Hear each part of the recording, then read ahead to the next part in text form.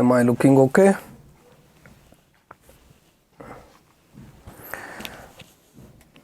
थोड़ा पास में ले लेते हैं। अब ठीक है।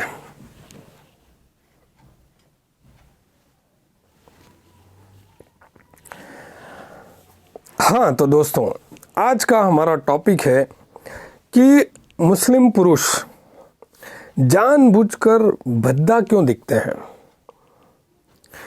आप सभी जो सारे जो मनुष्य हैं, है ना, उन सभी की एक इच्छा होती है कि हम खूबसूरत दिखें, चाहे स्त्री हो चाहे पुरुष हो, सब में एक इच्छा होती है कि हम अच्छा से अच्छा दिखें।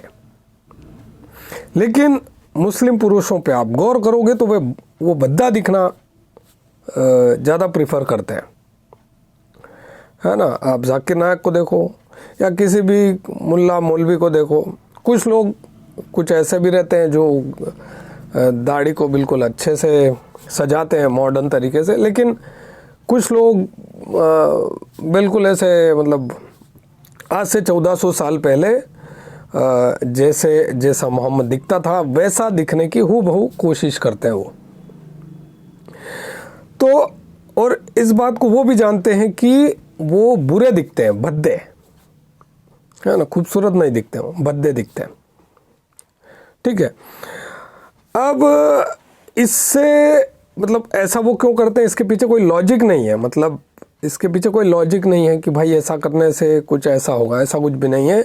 इससे वे मोहम्मद की सुन्नत मानते हैं। ठीक है, कि मोहम्मद की भी ऐसी दाढ़ी थी और ऐसा कुछ है। अब देखिए, चाहे इंसान अच्छा दिखना चाहे, चाहे इंसान बुरा दिखना चाहे,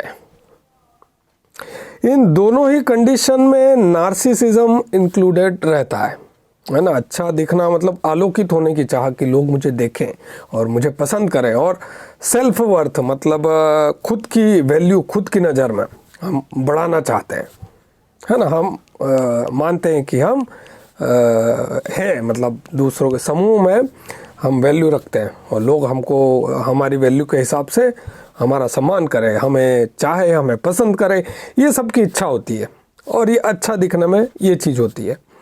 अब कोई इंसान बुरा दिखना चाहता है, इस केस में क्या होता है कि इस केस में भी नार्सिसिज्म इंक्लूडेड रहता है कि मैं तो हूँ और मैं तो ऐसा ही दिखूंगा, और ऐसा दिखूंगा तब भी तुम्हें मेरी रिस्पेक्ट करनी चाहिए, है ना, और करनी पड़ेगी। ये मुसलमानों के केस में होता है कि करनी पड़ेगी, समझ रहे हैं आप, है ना। नॉर्मल जो आदमी बुरा दिखना चाहता है, देखिए वैसे तो नॉर्मल जो है वो चीज़ कि अच्छा दिखने की सबकी ख्वाहिश होती है, लेकिन जो बुरा दिखना चाहता है ना, उस केस में क्या होता है कि बुरा दिखना मतलब सेल्फ की वैल्यू बढ़ाना भी आप कह सकते हैं कि सेल्फ की वैल्यू, भाई मैं तो ऐसा बुरा ही दिखूंगा और मैं तो ऐसा ही हूँ, तब भी तुम्हें मेरी रिस्पेक्ट करनी पड़ेगी, है ना। या सेल्फ की वैल्यू गिराना भी है इसमें, इस केस में कैसे कि मैं गंदा दिख रहा हूँ,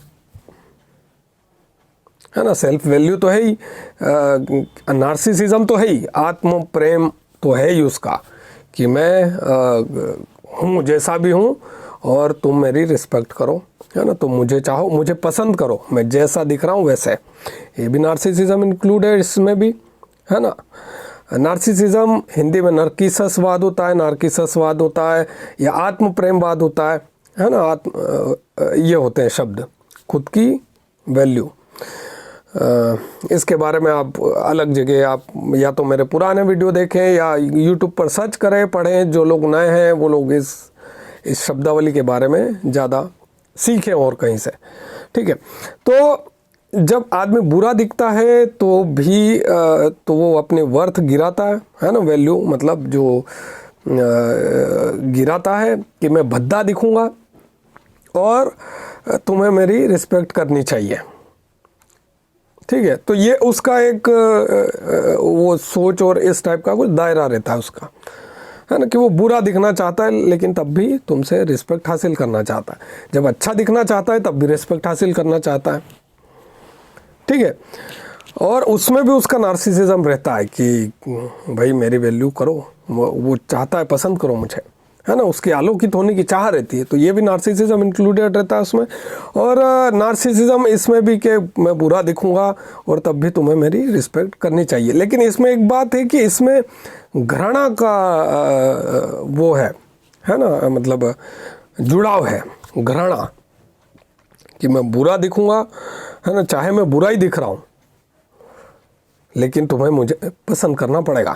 तो इसमें घृणा का भाव भी वो है ना, कि खुद से भी प्रेम नहीं है इसमें, खुद के प्रति भी घृणा आ रही है, खुद से भी घृणा हो रही है ना। और उस घृणा, ये घृणा भी है तो सेल्फ वर्थ ही, इसमें भी मतलब सेल्फ की वैल्यू आदमी कर रहा है, लेकिन वो नेगेटिव सेंस में कर रहा है कि मैं ऐसा ही दिखूंगा, गंदा दिखूंगा, बुरा दिखूंगा, भद्दा दिखूंगा, है ना, और मैं अपने से प्यार नहीं करता हूँ, है ना, इसमें ये भी भाव है। और तब भी तुम्हें मुझे चाहना पड़ेगा, मुझे प्यार करना पड़ेगा, मेरा सम्मान करना पड़ेगा, ये चीज़ें इसमें आ रही है, ठीक है।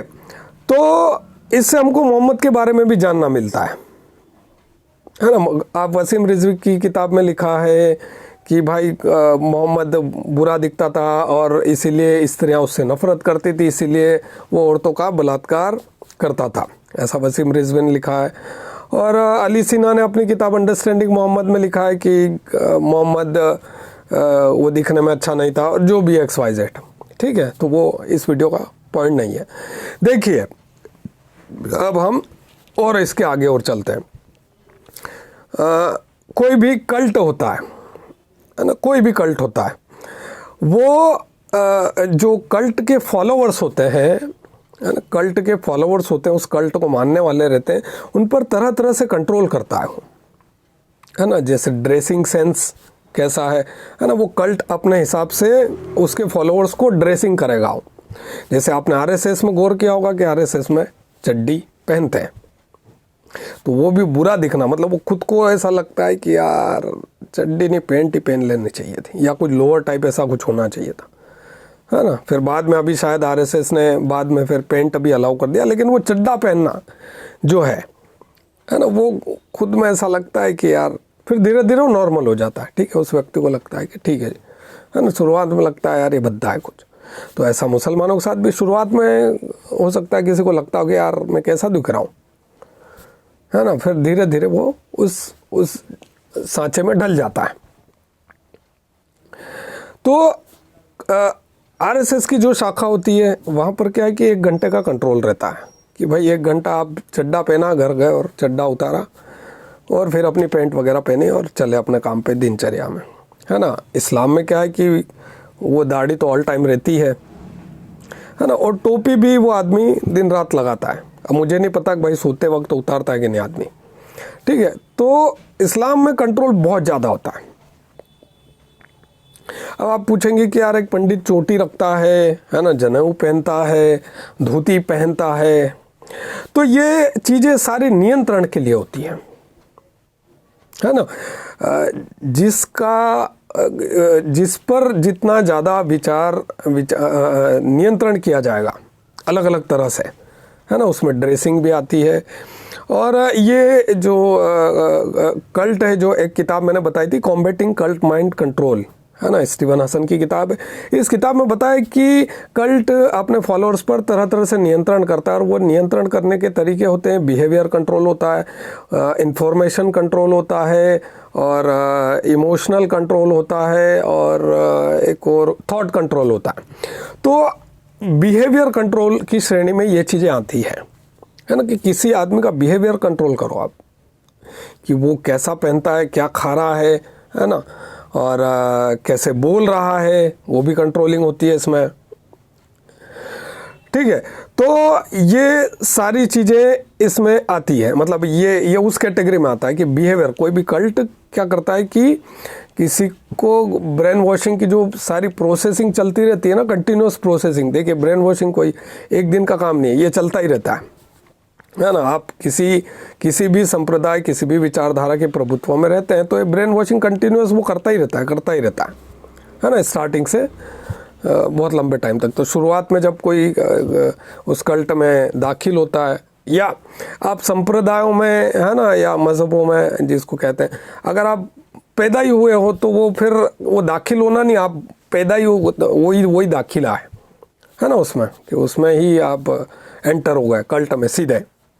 ठीक है, तो बचपन से नियंत्रण इंसान पर शुरू हो जाता है ना, इंसान पर नियंत्रण शुरू हो जाता है और वो फिर कल्ट जो बातें उसको सिखाता जाता है, क्योंकि वो नियंत्रण में आने लगा है।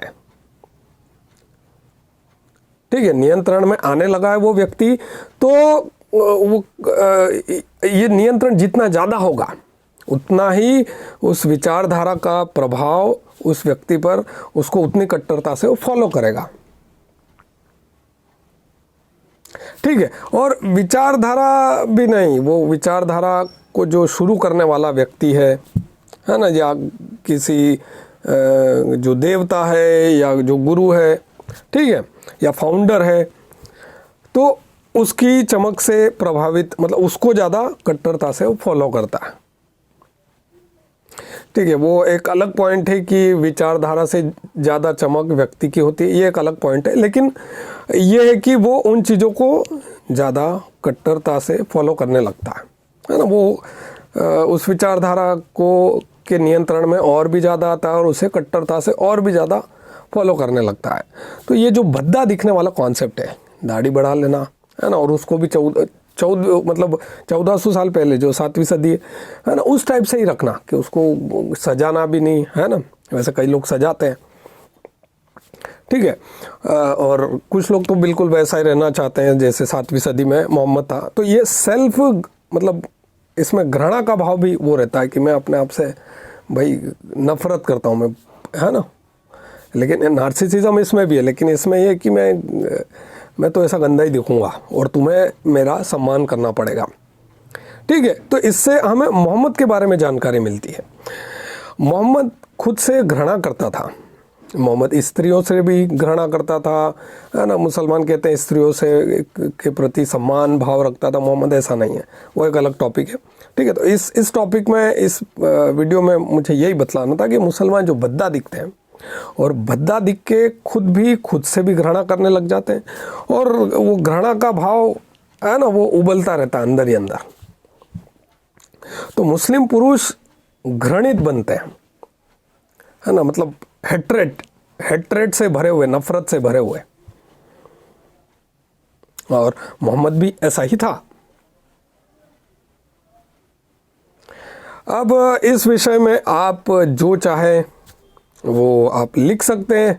हो सकता है आपकी किसी कमेंट से मुझे और कोई नई जानकारी मिले, है ना, या मेरा एनालिसिस का दायरा और कुछ बढ़े, और आपको भी ये जो आपके सोच का दायरा है वो बढ़ेगा कि किस किस तरह से हमें सोचना चाहिए। तो ये बिहेवियर कंट्रोल होता है कि आप अपने फॉलोवर्स को, उनका भी बिहेवियर आप कंट्रोल करो।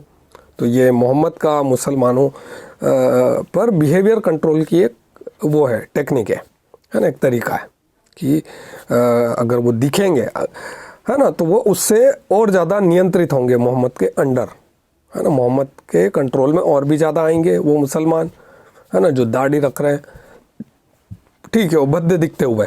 और ये बात वो जानते हैं कि ये भद्दे दिख रहे हैं। कांच में आदमी देखता है तो उसको खुद को भी लगता है कि यार बुरा हूँ, पर वो धीरे धीरे नॉर्मल हो जाता है, ठीक है, लेकिन वो है, वो कॉन्सेप्ट है।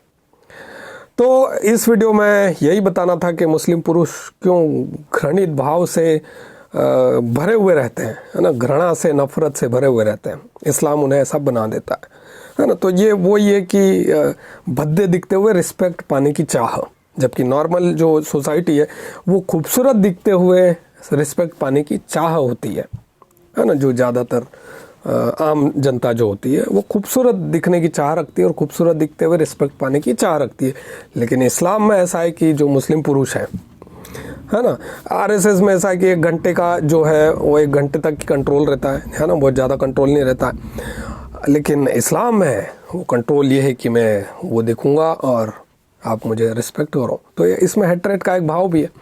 अब आप ये कह सकते हो कि भाई चोटी वाला भी वो 24 घंटे चोटी रखता है ना, जनेऊ पहनता है, धोती पहनता है, तो उस पर भी उसका कंट्रोल रहता है ना। और उसमें भी आप ये मान सकते हो कि नार्सिसिज्म इंक्लूडेड होता है, ठीक है। तो ये जो ये मुस्लिमों का कॉन्सेप्ट है, इसमें मुझे घृणा समझ में आई कि ये सेल्फ से घृणा है, इसमें इंक्लूडेड है ना, कि खुद से स्वयं से घृणा, और उस घृणा होने के बावजूद भी दूसरों से रिस्पेक्ट पाने की चाह। और ये घृणा मोहम्मद के अंदर क्यों आई होगी, है ना। ये मुसलमानों के अंदर तो मोहम्मद से उतरी है, और मोहम्मद के अंदर ये घृणा क्यों थी, सेल्फ से, खुद से घृणा। आपको याद होगा कि मोहम्मद सुसाइड करना चाहता था, ठीक है, मतलब पैगंबर बनने के बाद भी वो सुसाइड करना मतलब जैसे ही उसको वो 40 की उम्र हुई और साइकोटिक एपिसोड जो हुआ, उसके बाद वो सुसाइड करना चाहता था, है ना। मोहम्मद अपने जीवन से प्यार नहीं करता था, अपने आप से प्यार नहीं करता था, मोहम्मद अपने आप से घृणा करता था, है ना। तो ये हैं कुछ पॉइंट्स हैं जिन पर आप और रिसर्च कीजिए और सोचिए, और अपने विचार आप कमेंट सेक्शन में लिखें। उम्मीद करता हूँ आपको चीज़ें, आपकी सोच का दायरा बढ़ रहा होगा धीरे धीरे। और वीडियो पसंद आए तो वीडियो को लाइक करें, चैनल को सब्सक्राइब करें। मिलते हैं अगले वीडियो में, बाय।